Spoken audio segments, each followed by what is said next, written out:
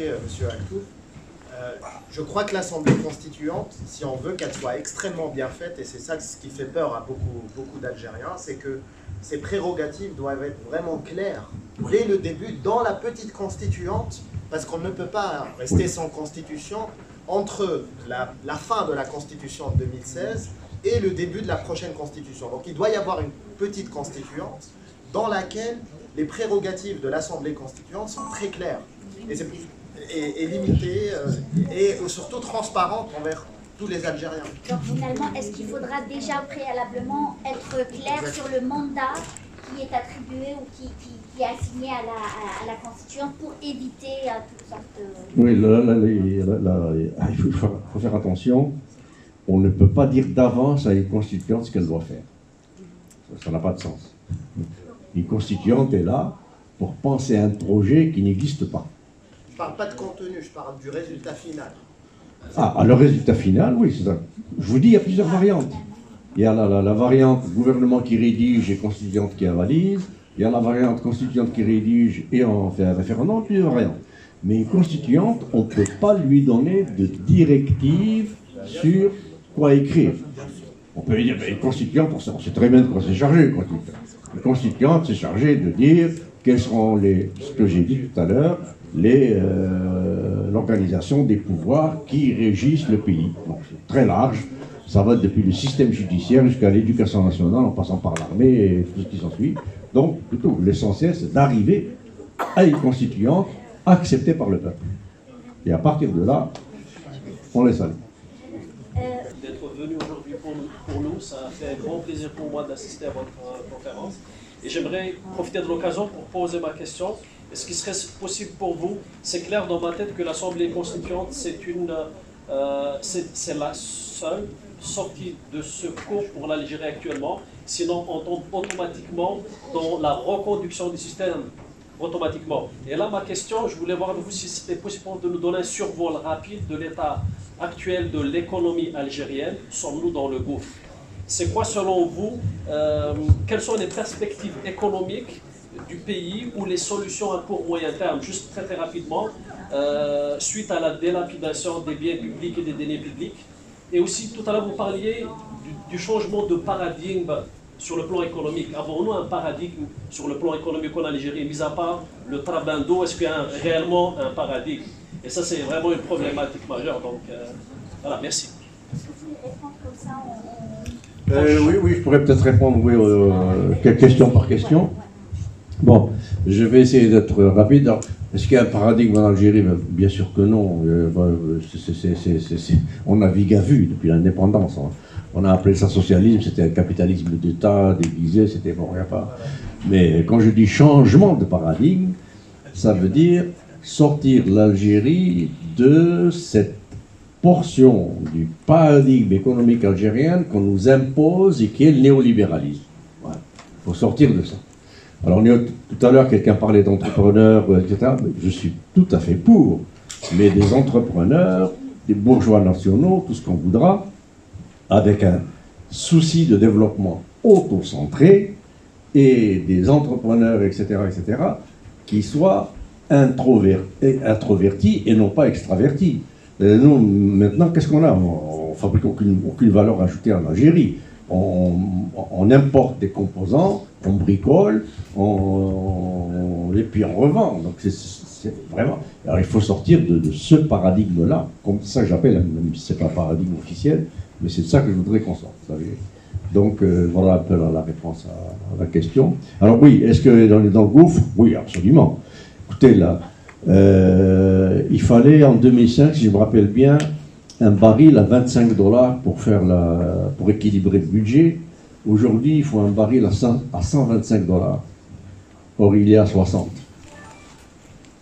Nos revenus en devises, donc essentiellement hydrocarbures, 98%, ont chuté de 65%.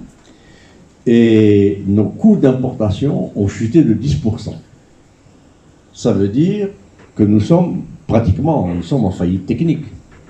L'État algérien est en faillite. Je pourrais citer d'autres chiffres ou bien d'autres domaines, mais juste ces deux chiffres-là, nos revenus baissés de 70%, mais notre obligation d'acheter à l'étranger n'a baissé que de 10%.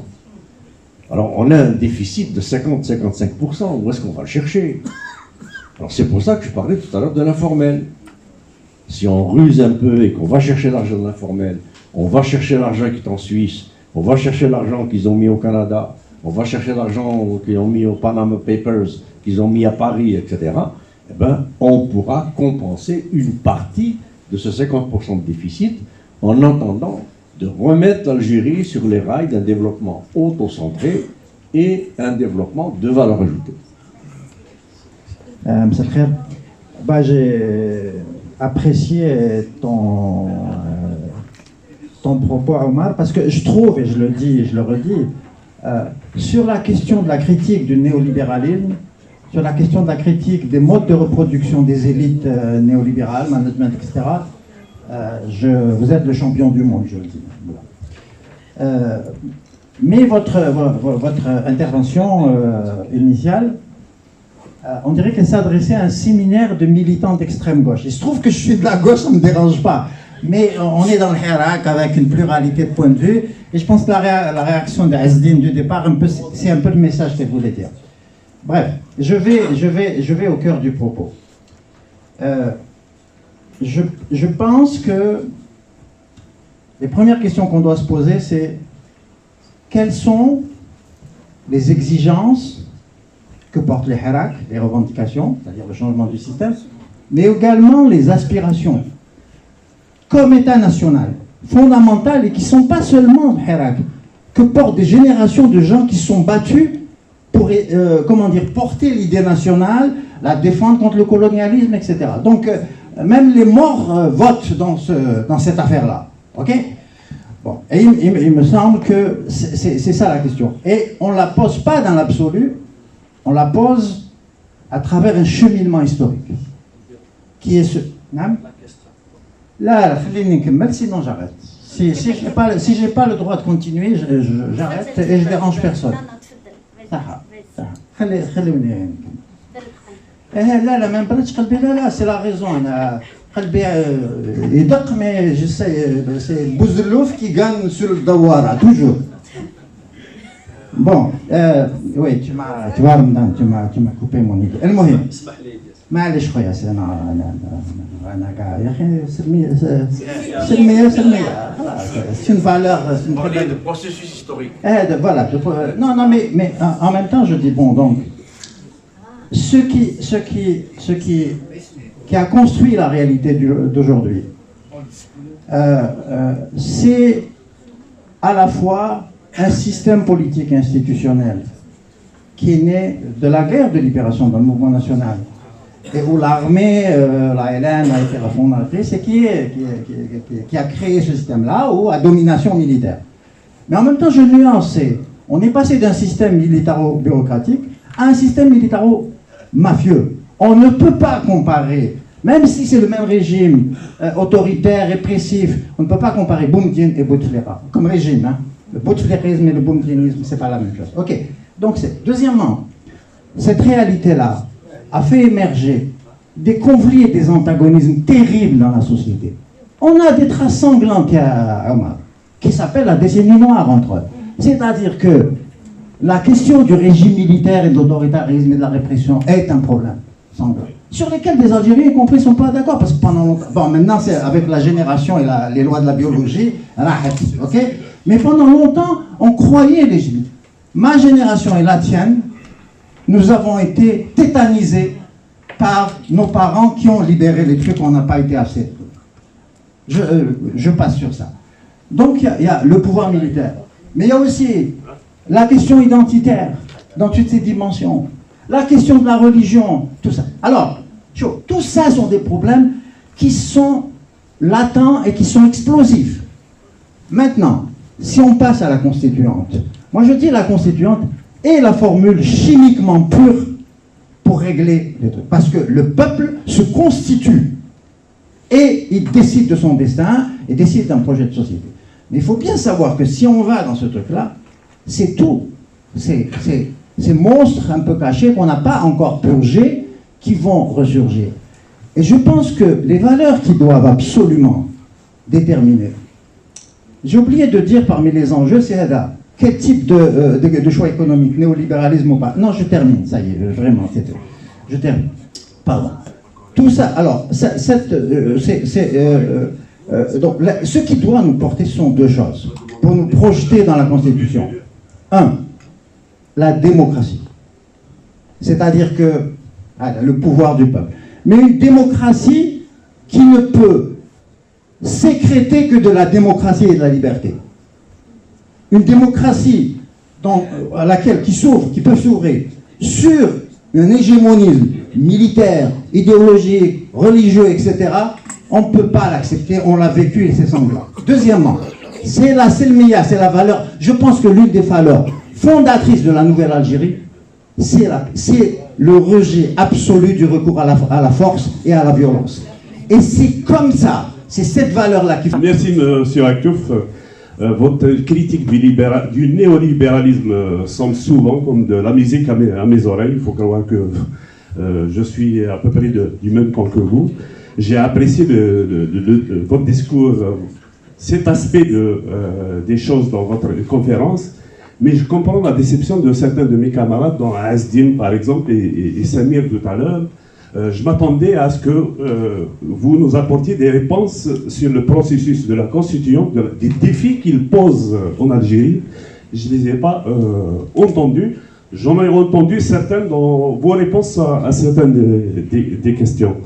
Je pense par contre, je vous donne ça comme crédit, je pense par contre important, tout le discours que vous avez développé sur le néolibéralisme et qui doit être inscrit dans la future constitution que va se donner le peuple algérien. On vient de voir que le gouvernement illégitime vient de céder la souveraineté du peuple sur les ressources naturelles à des pétrolières. Moi, je pense que la future constitution que va se donner le peuple algérien devra défendre mieux que le fait la constitution actuelle, la souveraineté du peuple algérien sur les ressources naturelles. Pourquoi je ne suis pas satisfait de votre discours globalement sur le processus constitutionnel en Algérie? Moi, je m'attendais à avoir des réponses sur un certain nombre de questionnements que se posent beaucoup de démocrates. Par exemple, vous avez évoqué l'expérience tunisienne, vous avez parlé de la constituante qui a été élue en octobre 2011 pour un mandat de 2 ans. Un mandat pour rédiger une nouvelle constitution tunisienne a été finalement adopté en janvier. Ça veut dire qu'au lieu de prendre 2 ans, elle a pris un peu plus, plusieurs mois plus tard. Et l'une des causes qui ont retardé l'adoption de cette constitution, c'est les divergences sur un certain nombre de questions, sur la place des droits des femmes, sur la place de la religion dans la société. Je pense que c'est des problèmes aussi qui se posent dans la société algérienne. Que pensez-vous? Donc, comment, d'après vous, l'Assemblée constituante que va se donner le peuple algérien va se débrouiller avec tout ça? Merci. Je tiens d'abord à vous remercier pour tant de confiance que vous mettez en mes capacités de parler de tant de choses et les analyser. Bon, déjà dit, Idir, tu avais l'impression d'assister à un manifeste gauchiste.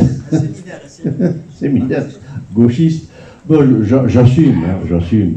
Si la gauche, ça veut dire être contre ce système que dénonce Greta Thunberg, je suis de gauche. Voilà. Et être écologiste, c'est être de gauche. Il n'y a pas d'écologie capitaliste, c'est pas possible. Alors, parler d'un capitalisme qui va s'assagir, d'un capitalisme, le capitalisme, c'est un système comme l'a dit Nicolas Hulot quand il a quitté le gouvernement français. Il a dit, je quitte, je démissionne, parce que nous sommes prisonniers d'un système économique vorace, intenable et destructeur. Bon, alors moi je suis contre ça. Si contre ça c'est de gauche, je m'en fous, ça me dérange absolument pas. Alors je sais aussi qu'il y a des gens, je ne sais pas pourquoi on colle cette étiquette, boumdiéniste, soviétiste, je ne sais pas quoi, mais pas du tout. Absolument pas. Je suis boumdieniste, oui, certaines choses, quand il avait commencé Boumdienne, qui n'étaient pas mal. Il avait commencé un certain cheminement de développement autocentré. Qu'est-ce que le développement autocentré? Le développement autocentré, c'est envoyer des tas d'Algériens en formation. Ce qu'a fait le Japon, ce qu'a fait la Chine. Bon, ça c'était très bien. Envoyer des milliers d'Algériens. J'étais à Sonatrach, je signais, j'ai envoyé des milliers d'Algériens aux États-Unis, en Allemagne, étudier, etc. Des cadres qui vont revenir. Ensuite, deuxième point, compter sur nos ressources. Et ensuite, exploiter nos ressources pour d'abord le bien-être du peuple algérien et l'excédent, on l'exporte. Bon, ça c'est l'autocentré, très bien, parfait. Si ça veut être boumdieniste, je le suis. Donc, maintenant, la constituante de tous ces problèmes, mais bien sûr, il y a quelqu'un qui m'a écrit, ou qui m'a dit, je ne me rappelle plus, en Algérie, il m'a dit, qu'il vaut mieux l'appeler, parce que bon, je crois qu'il est plus ou moins pour les élections présidentielles. Quelle qu'elle soit, pour éviter, machin. Et il m'a dit, si on fait une constituante, les Algériens mettent fraîche. Les Algériens mettent fraîche. J'ai dit, là je vais être fraîche. Pourquoi? Pourquoi? Essayons, au moins on n'a jamais essayé. La constituante de 1962, elle était pactée d'avance. C'était 70% des militaires dans l'Assemblée constituante. Ils ont fait une constitution à la mesure de préparation de Boumedienne, c'est tout. Bon, donc alors, oui, bien sûr, il y a les islamistes, il y a les machins, il y a les, etc., il y a les bourgeois, il y a les traditionalistes, il y a les conservateurs, il y a mais tout ça, mais ça existe partout. Ça existe partout, c'est pas spécifique à l'Algérie. Alors on a eu la décennie noire, bon, on sait très bien d'où c'est venu, bon, certains disent que ça a été préparé, préfabriqué, exprès, et puis oui, il y a des thèses qui s'affrontent et qui se valent. On a fabriqué le fils, on l'a laissé faire, on a importé des wahhabistes, et vous savez très bien les wahhabistes, qu'est-ce que c'est? C'est l'armée d'intervention contre la pénétration du communisme dans les pays arabes et musulmans, financés par les États-Unis, l'Arabie Saoudite, le Qatar et les pétrodollars. Donc les wahhabistes ont été introduits en Algérie avec l'assentiment du pouvoir algérien, sachant très bien que c'est des agents qui sont là pour travailler pour les États-Unis et les intérêts états-uniens, etc., et qui vont avec. Bon, donc on a laissé le fils, il a gagné les élections, hein, et on lui dit, non, t'as pas gagné, on annule. Eh ben, c'était décréter la guerre civile. Point à la ligne, on l'a décrété, on l'a préparé. Voilà. Donc à partir de là, si on fait des analyses différentes, tu as raison de dire le processus historique, des analyses différentes et contrastées du processus historique, eh bien, on peut aboutir à la conclusion que ce peuple algérien, c'est pas un peuple qui est fait d'une matière ou d'une mouture ou d'une pâte différente des autres êtres humains du monde. Il a vécu des choses, il a vécu des violences, il a vécu des soubresauts, il a vécu tous les pays en ont vécu. Bon, donc à partir de maintenant, on a une chose sur laquelle toute l'Algérie est d'accord, système, dégage. Point. À partir de là, on verra ce qu'on va faire. Merci beaucoup. Les 30 derniers noms que j'ai sur ma liste. Donc, Francis Fukuyama, qui est économiste politique, parle de la fin de l'histoire et de l'homme. Voilà. Donc, moi, ma question est simple. Est-ce qu'il y a un moyen de prédire la fin du système politique algérien?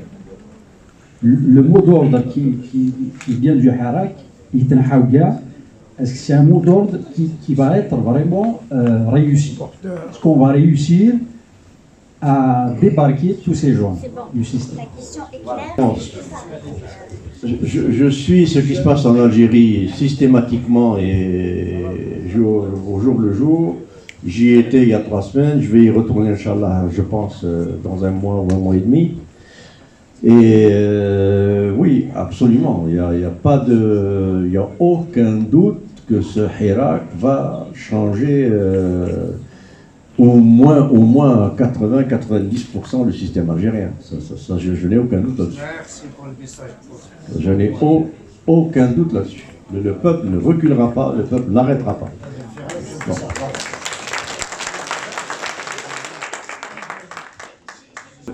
Ma question par rapport à l'Assemblée constituante, on a bien vu les personnes pressenties pour faire partie de cette Assemblée, comment ces personnes ont été attaquées, comment ces personnes ont été discréditées.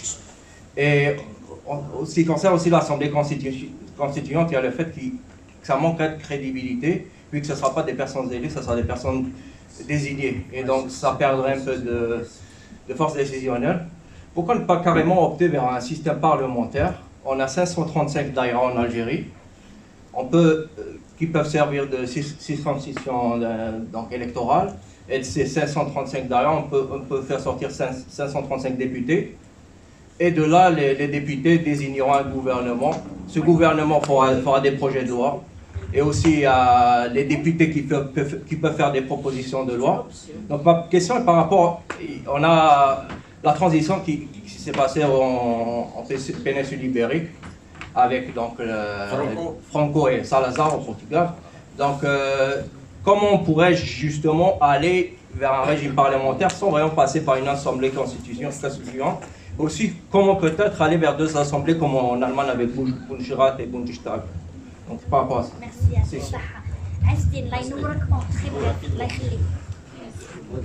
vous. Vous aviez dit que l'Algérie avait une économie néolibérale.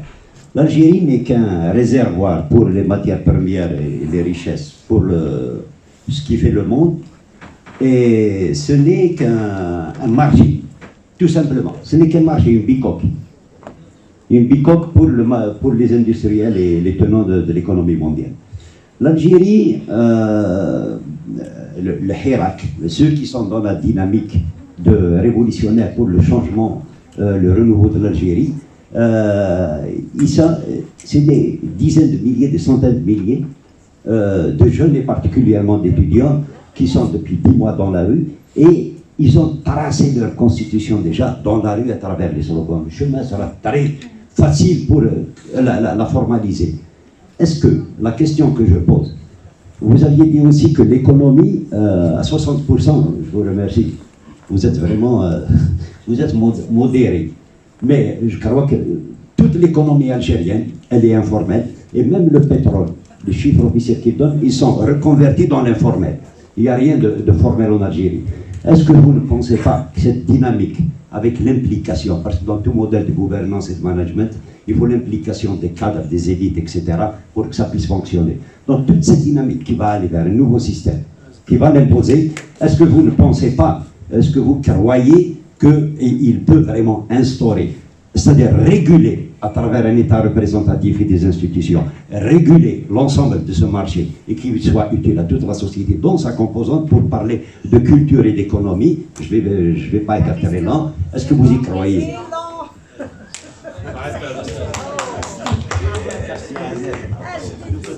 Bon, alors,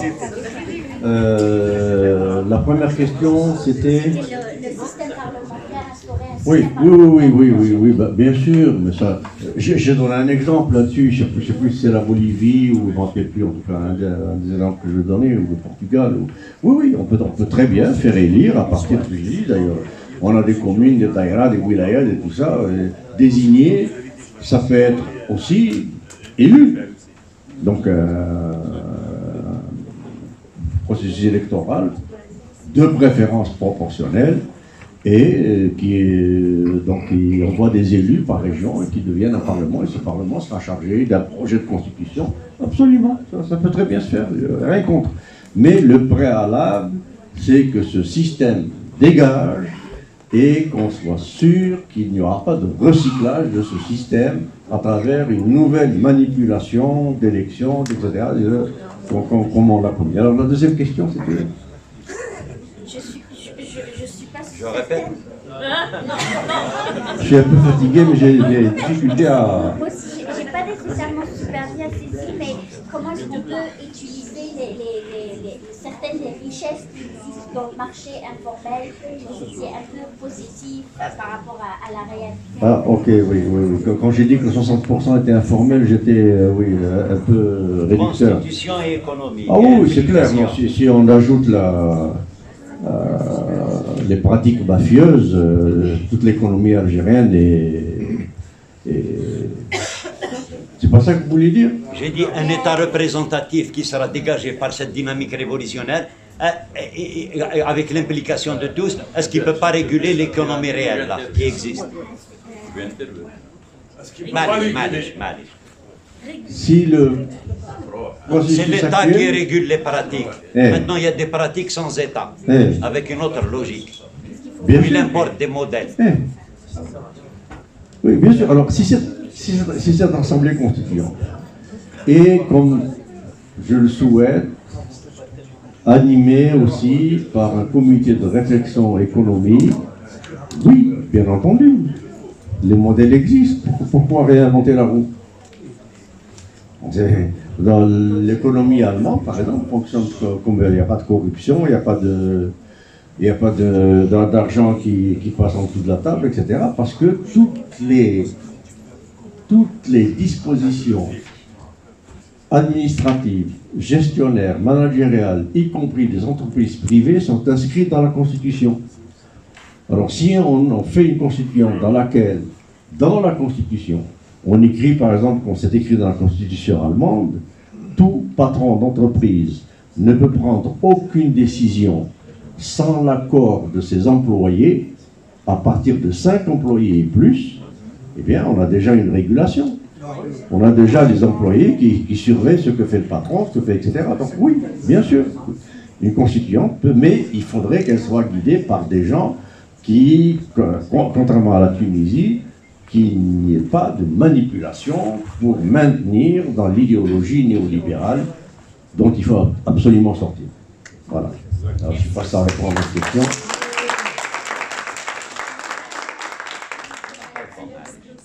Oui, ben, écoutez, le mot de clôture, ben, je voudrais vous remercier d'être venu. Vraiment, je suis très, très honoré de la confiance que vous mettez en ma parole et en ce que je dis, en ce que je pense. Depuis le Hirak, je pense que c'est la 6e ou la 7e conférence que je fais ici. Et écoutez, je suis habité par l'Algérie, j'ai mal à l'Algérie depuis 40 ans. Et comme vous, je n'espère qu'une chose, c'est que ce Hirak passe. Et je pense que le mot de la fin pour moi, c'est que le peuple va gagner.